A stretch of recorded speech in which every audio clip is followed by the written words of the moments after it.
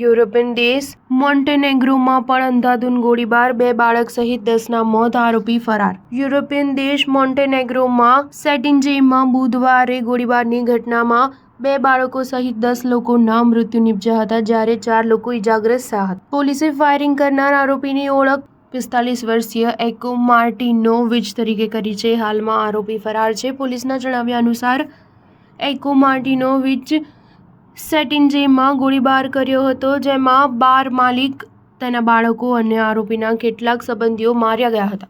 ગોળીબાર પછી આરોપી ઘટના સ્થળેથી ભાગી ગયો હતો. પોલીસે આરોપીને પકડવા માટે સ્પેશિયલ ફોર્સ તૈનાત કરી છે.